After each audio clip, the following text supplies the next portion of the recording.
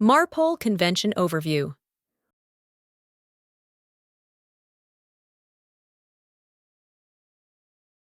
Welcome to Commodity Express, where we explore the maritime world.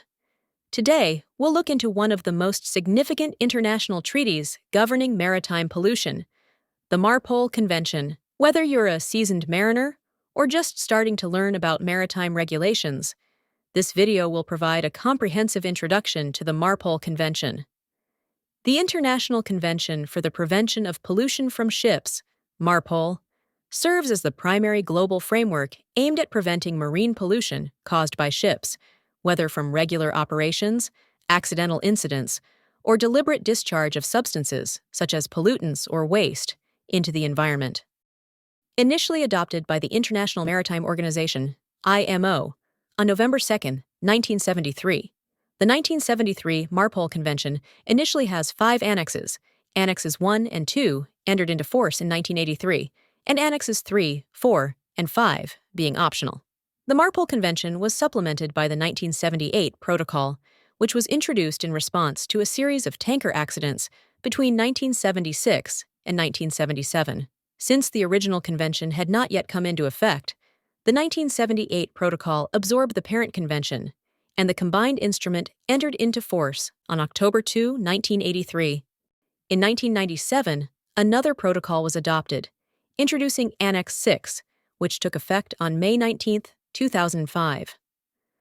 Over the years, MARPOL has been continuously updated with numerous amendments. MARPOL contains regulations focused on preventing and minimizing pollution from ships, covering both accidental pollution and that which results from routine operations.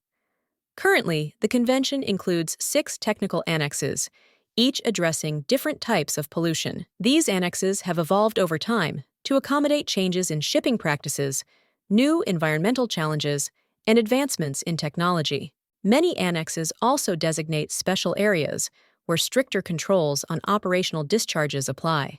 MARPOL is a comprehensive treaty that sets out international standards for preventing pollution from ships.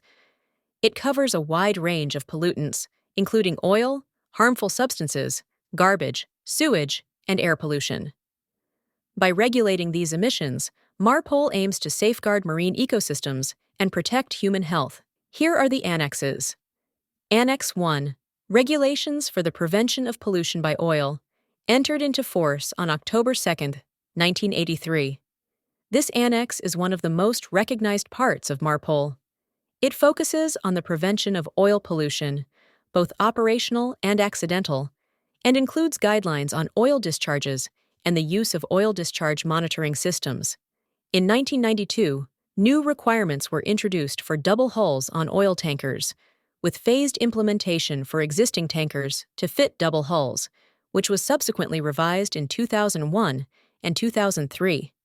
Annex 2, Regulations for the Control of Pollution by Noxious Liquid Substances in Bulk, entered into force on October 2, 1983, effective on April 6, 1987. This annex sets limits on the discharge of harmful chemicals and includes safety measures for handling and transporting these substances at sea. It regulates the discharge of residues from 250 substances listed in the convention, allowing them to be released only to reception facilities until certain concentrations and conditions, which vary with the category of substances, are followed. In any case, discharge of residues containing noxious substances is not permitted within 12 nautical miles of the nearest land. Annex 3, Regulations for the Prevention of Pollution by Harmful Substances Carried by Sea in Packaged Form, entered into force on July 1, 1992. It focuses on packaged goods, ensuring that containers, barrels, and other forms of packaging prevent harmful leaks into the marine environment, prevents pollution by harmful substances carried by sea in packaged form, setting standards for packaging, labeling, documentation, stowage, quantity limitations, exceptions, and notifications. It defines harmful substances as marine pollutants identified in the International Maritime Dangerous Goods (IMDG) Code, or that meet the criteria in the appendix of Annex 3. Annex 4, Regulations for the Prevention of Pollution by Sewage from Ships, entered into force on September 27, 2003. This annex sets out guidelines for the proper treatment and discharge of sewage from ships using an approved sewage treatment plant, ensuring that the seas remain clean and safe for marine life and human health. The discharge of sewage into the sea is prohibited, except when the ship has in operation an approved sewage treatment plant, or when the ship is discharging comminuted and disinfected sewage using an approved system at a distance of more than 3 nautical miles from the nearest land. Sewage which is not comminuted or disinfected has to be discharged at a distance of more than 12 nautical miles from the nearest land. What is a comminuted sewage? It is a sewage that has been reduced in size through a process called comminution. This involves shredding or grinding the sewage into smaller particles. Why is sewage comminuted? It is to reduce the volume of sewage that needs to be treated or discharged, to prevent blockages in pipes and sewage treatment systems, or to make it easier to disinfect the sewage before discharge. Annex 5. Regulations for the Prevention of Pollution by Garbage from Ships, entered into force on December 31, 1988. This annex prohibits the discharge of garbage into the sea and sets strict rules for waste management on board ships, regulates the disposal of garbage from ships, specifying disposal methods and minimum distances from land. Importantly, it imposes a complete ban on the disposal of plastics into the sea. All other garbage, including plastics, synthetic ropes, fishing gear, plastic garbage bags, incinerator ashes, clinkers, cooking oil, floating dunnage, lining and packing materials, paper, rags, glass, metal, bottles, crockery, and similar refuse are prohibited to be discharged to the sea. Annex 6. Regulations for the Prevention of Air Pollution from Ships, entered into force on May 19, 2005. This annex addresses air pollution, focusing on reducing emissions of sulfur oxides, nitrogen oxides, and greenhouse gases from ships. Focuses on air pollution from ships, setting limits on sulfur oxide and nitrogen oxide emissions, and prohibiting the release of ozone-depleting substances. It also designates emission control areas, ECAs, where stricter standards apply, and includes measures aimed at improving energy efficiency to reduce greenhouse gas emissions from ships. The designated emission control areas set more stringent standards for sulfur oxides, nitrogen oxides, and particulate matter.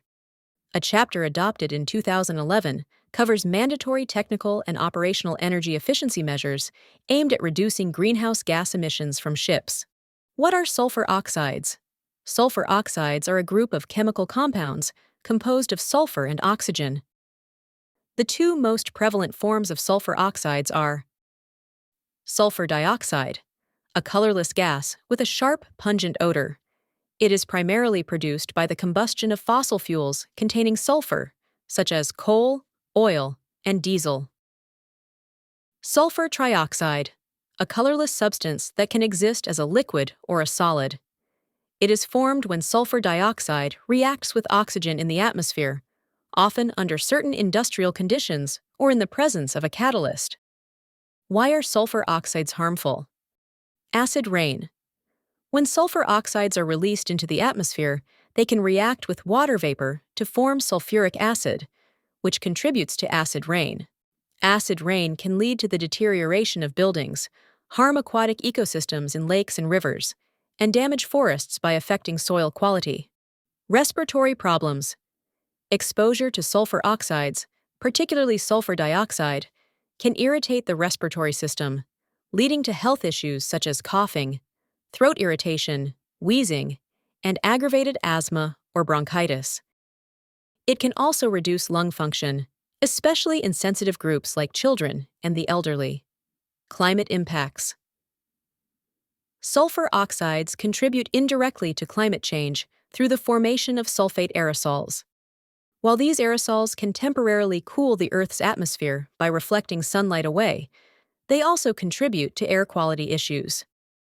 However, their cooling effect is short-term and does not offset the overall warming effect caused by greenhouse gases. What are nitrogen oxides? Nitrogen oxides refer to a group of highly reactive gases composed of nitrogen and oxygen.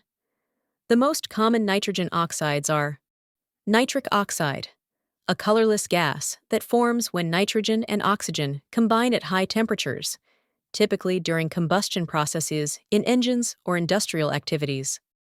Nitrogen dioxide, a reddish-brown gas with a sharp odor. Nitrogen dioxide is produced when nitric oxide reacts with oxygen in the atmosphere. Why are nitrogen oxides harmful? Air pollution. NOx gases are significant contributors to air pollution.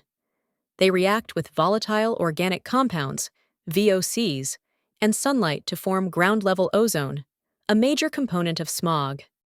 Ozone at ground level can irritate the respiratory system, reduce lung function, and aggravate asthma and other lung diseases. Acid rain. Nitrogen oxides, like sulfur oxides, can combine with water vapor in the atmosphere to form nitric acid, contributing to acid rain. Acid rain can damage soil, aquatic ecosystems, and man-made structures. Respiratory issues. Exposure to high levels of nitrogen dioxide can cause inflammation of the airways and exacerbate respiratory diseases such as asthma, bronchitis, and emphysema. Prolonged exposure can decrease lung function and increase the risk of respiratory infections. Particulate matter. Nitrogen oxides contribute to the formation of fine particulate matter, which can penetrate deep into the lungs and even enter the bloodstream, causing serious health problems like heart disease, respiratory infections, and premature death. Contribution to climate change. Although nitrogen oxides gases do not have a direct impact on global warming, like carbon dioxide, they contribute to the formation of ozone, which is a greenhouse gas that traps heat in the atmosphere. Nitrogen oxides emissions are produced primarily from burning fossil fuels in vehicles, power plants, industrial facilities, and ships, which is why they are heavily regulated under environmental treaties like MARPOL Annex 6. Under MARPOL, ships must comply with a wide range of technical and operational standards. One of the central requirements is the installation and use of pollution prevention equipment, such as oily water separators, incinerators for garbage, and sewage treatment plants. Additionally, MARPOL mandates that ships keep records of their discharges and waste handling through documents like the Oil Record Book and Garbage Record Book. These records are subject to inspection by port state control authorities, ensuring that vessels comply with the Convention's regulations. MARPOL is an essential framework for protecting the world's oceans from the negative impact of maritime activities. Shipping is the backbone of global trade, but without strict regulations, it can pose significant environmental risks. MARPOL helps minimize these risks by setting clear standards for pollution prevention, encouraging the use of cleaner technologies, and holding ships accountable for their environmental impact. By enforcing these standards, MARPOL has played a significant role in reducing oil spills, controlling the release of harmful chemicals, and protecting marine ecosystems from the dumping of garbage and sewage. To comply with MARPOL, ships must have comprehensive waste management plans in place. These plans outline procedures for collecting, storing, and disposing of waste in an environmentally responsible manner. MARPOL is a crucial tool in protecting our oceans and ensuring a sustainable maritime future. By adhering to its regulations, the shipping industry can minimize its environmental impact and contribute to a healthier planet. Despite its success, MARPOL faces several challenges in the modern era. As the shipping industry continues to grow and evolve, so do the environmental threats it poses. New challenges include managing the risks of plastic pollution, addressing climate change through the reduction of carbon emissions, and expanding the scope of MARPOL to cover emerging environmental concerns. The IMO continuously revises MARPOL to address these challenges.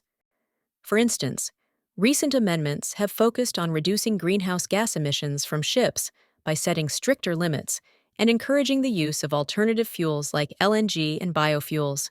The introduction of emission control areas, ECAs, has also been a key development, ensuring that pollution is minimized in particularly sensitive marine areas. The MARPOL Convention has proven to be a vital tool in protecting the marine environment from pollution caused by ships. Thank you for watching. If you found this video informative, don't forget to like, share, and subscribe for more content about the maritime world. Let's keep our oceans clean and safe together.